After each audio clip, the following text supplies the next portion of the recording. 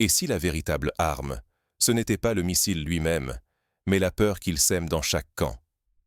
Imaginez une nuit où, dans le ciel du Moyen-Orient, un missile Philak s'élève du Yémen, parcourant des milliers de kilomètres. Il file à travers des couches d'air, franchit des frontières invisibles, traverse des territoires marqués par des conflits et des histoires douloureuses. C'est une trajectoire qui rappelle celle de l'histoire. La longue marche des peuples opprimés, les soulèvements inattendus, les révolutions qui commencent dans une ruelle sombre pour finir par bouleverser le cours d'un continent. L'impact à Haïfa ne fut pas seulement une explosion physique, mais un séisme symbolique. Les sirènes ont brisé la nuit, déchirant le sommeil des habitants. La panique s'est répandue comme une traînée de poudre, dans les rues, sur les réseaux sociaux, dans les discussions de famille. Mais ce frisson n'a pas touché que les habitants de Haïfa. Tel un écho, il a résonné dans les capitales voisines, Beyrouth, Amman, Le Caire, Riyad, Téhéran, où les dirigeants, les analystes, les militaires ont compris qu'une ère prenait fin. Un pays ruiné, brisé par des années de guerre et d'embargo, venait de rappeler à tous que même les forteresses ont leurs failles. Ce n'était pas la première fois dans l'histoire qu'un peuple considéré comme vaincu redevient acteur. Rappelez-vous la bataille de Stalingrad, une ville supposée condamnée qui a résisté, inversant le cours de la Seconde Guerre mondiale. Ici, le Yémen, oublié sur la carte par la plupart, reprend le flambeau de l'impossible. Ce missile est l'éclat d'une colère accumulée, le cri d'un peuple que l'on croyait réduit au silence. L'explosion a fissuré bien plus que du béton. Elle a ébranlé les certitudes technologiques, économiques et morales des puissances qui se pensaient invulnérables. Plus qu'une attaque, c'est un symbole. C'est un rappel brûlant. Les opprimés peuvent, eux aussi, réécrire les règles du jeu. À travers la fumée, une question obsède. Comment un pays dévasté par la faim et la guerre a-t-il pu frapper au cœur une puissance régionale? Qu'est-ce que cela révèle de notre époque, où la volonté née de la misère défie la logique des empires? Pour les puissants, la vraie perte n'est pas l'effondrement d'un bâtiment, mais la fin d'une illusion, celle d'une sécurité intouchable, d'un ordre bâti sur la force, d'une autorité jamais contestée. Ce missile a mis à nu la fragilité de nos certitudes et l'urgence de repenser ce que nous croyions acquis. Désormais, il ne suffit plus de riposter ou de condamner. Il faut comprendre comment la misère devient une arme, pourquoi l'oppression nourrit la défiance et ce que cela change pour notre avenir commun. Pour mesurer la portée de cette onde de choc, il faut remonter aux racines de ce renversement inattendu. Tout commence bien avant l'explosion, aux origines du chaos, là où s'est forgée la détermination du Yémen. Pour comprendre l'événement, il faut explorer l'engrenage qui a mené jusqu'à ce tir. Israël, forteresse bardée de défense, fait face à un Yémen exsangue. Deux mondes opposés, et pourtant, une brèche s'est ouverte. D'où vient-elle? Pendant des décennies, Israël a incarné la toute-puissance militaire. Protégé par l'Occident, porté par des alliances solides comme la roche, il a investi sans relâche dans la technologie et la surveillance, convaincu que rien ni personne ne franchirait ses frontières. La sécurité semblait acquise, la menace toujours tenue à distance. En face, le Yémen s'effondrait dans l'ombre. Guerre interminable, sanctions, famine. Le pays n'était plus qu'une cicatrice oubliée sur la carte du Moyen-Orient.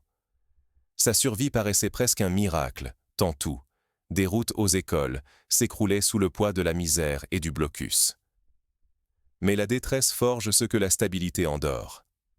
Là où la prospérité engendre la routine, la privation façonne l'ingéniosité. Pressé par la nécessité, le Yémen a vu naître des idées et des armes bricolées dans l'urgence, des stratégies imprévues, une volonté de survivre métamorphosée en armes inattendues. Regardez l'histoire du Vietnam, un pays ruiné par les bombes, qui a pourtant réussi à tenir tête à la plus grande puissance militaire du monde, les États-Unis. Les Vietnamiens ont transformé leur faiblesse en force, utilisant des tunnels, des ruses et une détermination sans faille. De même, les Yéménites, acculés, ont puisé dans leur détresse une force inédite. Le tir du missile Philak sur Haïfa n'est pas un simple incident. Il est l'aboutissement de décennies d'humiliation lentement distillées en colère, puis en savoir-faire. ce n'est pas la frappe d'une armée puissante, mais la révolte d'un peuple assiégé, qui rappelle soudain que chaque injustice finit par forger sa propre réponse. Parfois un éclair dans le ciel, parfois un bouleversement mondial. Ce choc met à nu les failles d'un système persuadé que la technologie et la force suffisent à garantir la sécurité. Les puissances ont cru que l'inégalité était une garantie de stabilité. Elles n'ont pas vu que l'exclusion, la souffrance, semaient la vulnérabilité au cœur même de leur puissance. Pourtant, ce missile n'est pas qu'un engin de destruction. C'est la preuve que l'innovation n'appartient ni aux riches ni aux puissants. Sous la pression, le Yémen a transformé l'adversité en ressource, brisant l'arrogance de ceux qui pensaient l'avoir condamné à l'impuissance. L'enjeu ne se limite pas à la guerre ou à l'économie. Si nous refusons d'apprendre des failles du passé, si nous croyons que la force brute suffit, nous risquons de tout perdre. Sécurité, prospérité et même notre humanité. L'histoire regorge d'exemples où l'innovation naît de la contrainte. Pensez à la bataille d'Angleterre pendant la Seconde Guerre mondiale. Cernés par les armées nazies, les Britanniques ont inventé le radar, transformant un handicap en avantage décisif. Aujourd'hui, le Yémen suit une trajectoire similaire, transformant la pénurie en inventivité militaire. Ce tir n'est pas une anomalie. C'est la conséquence logique de décennies d'injustice. Un avertissement, un signal qu'il est temps de repenser la notion même de puissance, dans un monde où la résilience et la justice deviennent des armes plus redoutables que les murs de béton ou les écrans radars. Mais comment le Yémen, exsangue et assiégé, a-t-il pu concevoir une arme capable de briser la carapace israélienne? Pour comprendre ce basculement, il faut remonter aux origines d'une innovation née dans l'urgence. La créativité yéménite rappelle celle du siège de Leningrad, où les habitants, privés de tout, ont développé des moyens de survie inédits. Dans l'obscurité et la faim, l'ingéniosité fleurit. Les Yéménites ont adapté des technologies, improvisé des chaînes de production artisanales, recyclé les débris de guerre pour fabriquer de nouveaux outils. Quand la peur change de camp, le pouvoir vacille-t-il vraiment? Ce missile n'a pas seulement déchiré le ciel de Haïfa, il a traversé des murailles d'arrogance et de certitude. La promesse d'une sécurité inviolable, d'une technologie indiscutable, d'une supériorité éternelle, tout cela s'est fissuré en une nuit.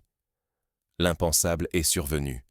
Un système de défense jugé infaillible a cédé, exposant la vulnérabilité de ceux que l'on croyait inaccessibles. Plus qu'une explosion, c'est la confiance qui a volé en éclats, semant le doute au cœur de chaque foyer. Si une attaque aussi audacieuse a pu se produire aujourd'hui, qu'est-ce qui l'empêchera de se reproduire demain?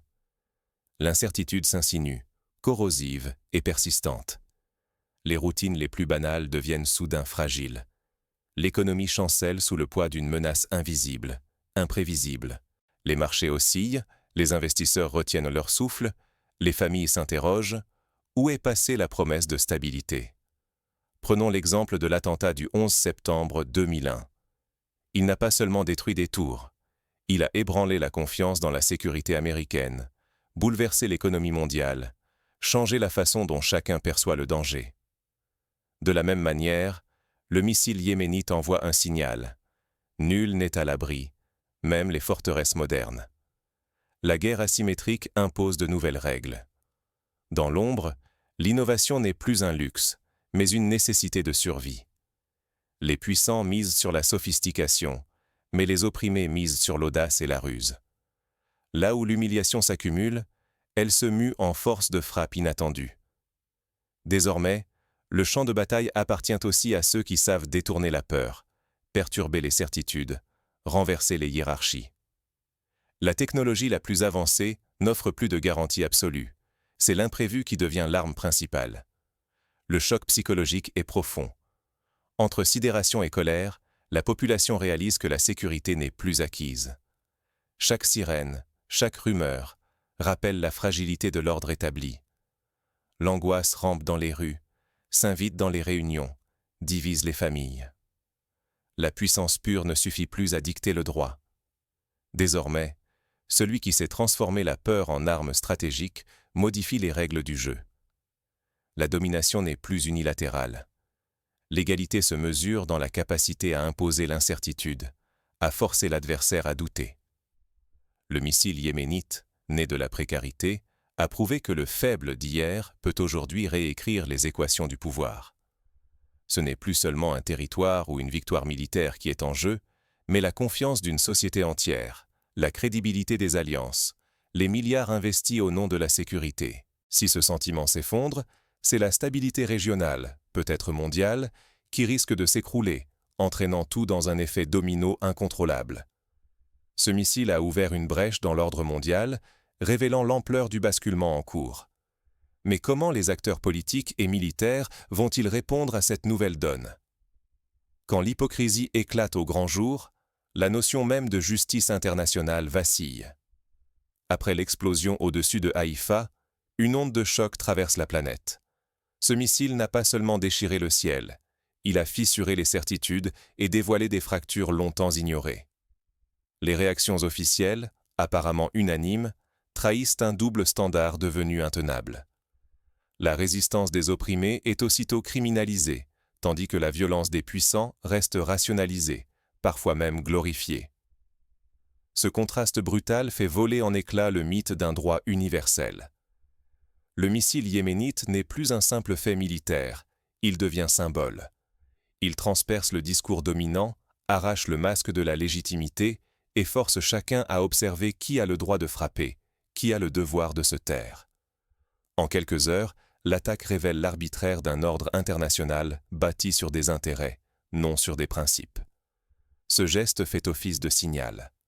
Ailleurs, la peur change de camp. Des alliances se fissurent, de nouvelles solidarités émergent. Dans les rues de Sanaa, à Beyrouth ou à Tunis, l'audace renaît, inspirée par l'exemple yéménite. Pour les peuples écrasés, ce tir est un appel à l'insoumission collective, une invitation à briser le silence imposé par la force. Sur le plan économique, les répercussions dépassent les dégâts matériels. Les marchés chancellent, les investisseurs s'inquiètent, la confiance s'effrite. Derrière les courbes et les indices, un malaise profond grandit. L'infrastructure invisible du pouvoir, réseaux financiers, accès aux ressources, technologies réservées, subit ses premières fissures. L'incertitude devient la nouvelle règle. Dans les coulisses du pouvoir, la fébrilité remplace l'assurance. La perte de légitimité ronge des institutions et gouvernements autrefois persuadés de leur invulnérabilité. La confiance populaire, déjà minée par des années d'injustice, menace de s'effondrer. Une contestation généralisée, hier improbable, prend forme sous la surface. Ce moment n'est pas une simple parenthèse violente. C'est un avertissement. La sécurité, la stabilité économique et la réputation internationale ne peuvent plus reposer sur la seule force des armes ou l'épaisseur des portefeuilles. Désormais, seule la justice, la résilience et la capacité à reconnaître ses propres failles offrent un rempart durable contre l'effondrement de l'ordre établi. Mais ce basculement ne se fait pas sans résistance. Tandis que certains cherchent à rétablir l'illusion d'un ordre stable, d'autres perçoivent déjà les signes d'un monde en mutation. Faut-il craindre, ou au contraire tenter de comprendre, l'effondrement de l'ordre ancien? La question hante chaque esprit après la secousse venue de Haïfa. Ce tir de missile, lancé par le Yémen, n'est pas qu'un acte de guerre. Il fissure la façade même de notre sécurité.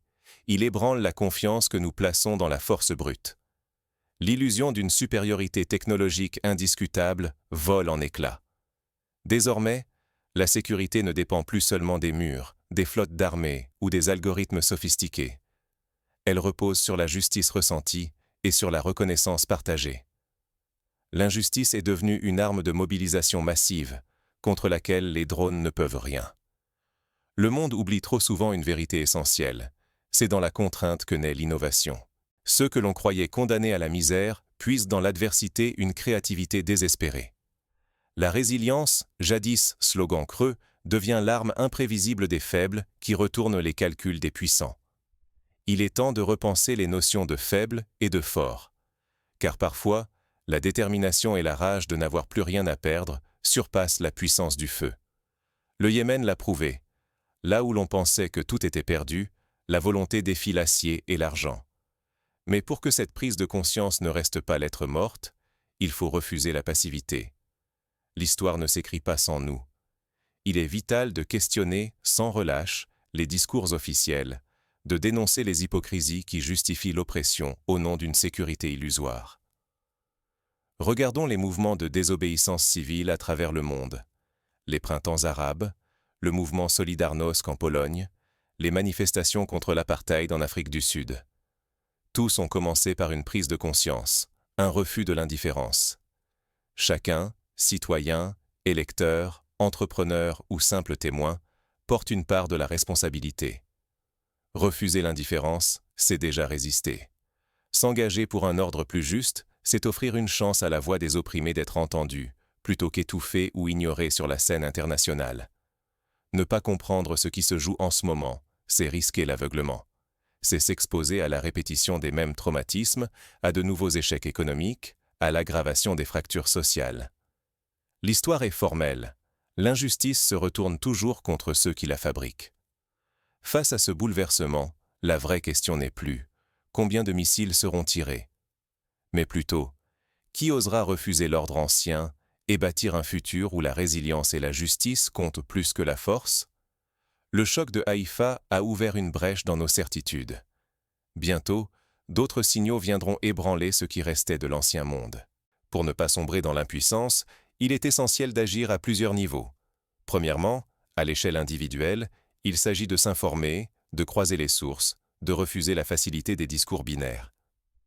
Les grandes transformations commencent toujours par le refus du mensonge et la curiosité envers l'autre.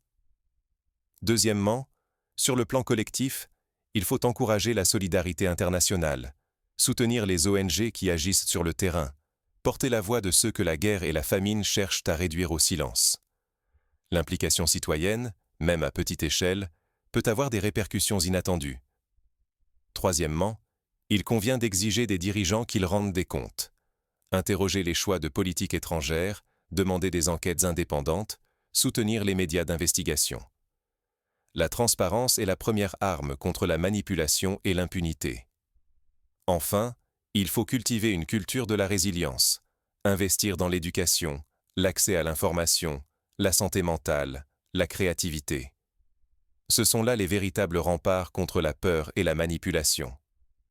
La prochaine onde de choc ne viendra peut-être pas d'un missile, mais du silence que nous opposons à l'injustice. Ce que nous venons de vivre dépasse la violence d'une explosion. C'est le réveil brutal d'un monde où les certitudes s'effritent. Le missile Philak parti du Yémen vers Haïfa n'est pas qu'un engin de guerre. Il cristallise la fin d'un pouvoir autrefois sans partage et l'irruption de voix longtemps ignorées. Face à la misère et à l'humiliation, l'ingéniosité des opprimés devient une arme. La survie se change en message et l'impossible prend soudain forme dans le ciel. Pourquoi devrions-nous nous en soucier ? Parce qu'en restant spectateurs, nous devenons complices d'un système où l'injustice n'est plus l'exception, mais la règle. Regarder sans comprendre, c'est accepter que la sécurité, la réputation et l'économie reposent sur un équilibre illusoire, bâti sur le déni et l'arrogance. Aujourd'hui, la puissance ne se mesure plus seulement en dollars, en drones ou en traités, mais dans la capacité à tenir, à inventer sous la contrainte, à résister à l'inéluctable. Le vrai séisme, ce n'est pas la riposte militaire, mais le basculement du sens même de la puissance. Les puissances établies vacillent, non sous la pression de la technologie, mais devant la détermination nue de ceux qui n'ont plus rien à perdre. L'explosion à Haïfa est le miroir d'un monde où peur, doute et ingéniosité changent de camp. Les instruments de domination d'hier deviennent aujourd'hui les preuves d'une fragilité mise à nu. Penser à demain, c'est se demander si nous voulons d'un monde où la peur est la monnaie d'échange, ou d'un monde où la justice redistribue les cartes. L'histoire nous montre que les sociétés qui refusent de se remettre en question finissent par s'effondrer sur elles-mêmes. Les sociétés qui choisissent l'écoute, l'adaptation et la justice, elles, trouvent la voie de la résilience. Chacun de nous a un choix, détourner le regard ou reconnaître que la justice, la résilience et la remise en question de nos propres certitudes sont désormais nos seuls vrais remparts. Comprendre ce basculement, c'est déjà résister. Refuser l'indifférence, c'est refuser que la prochaine onde de choc soit celle de notre propre impuissance. Car demain, la véritable déflagration pourrait bien être celle de notre conscience collective. Oser affronter ce bouleversement, c'est commencer à écrire une autre histoire,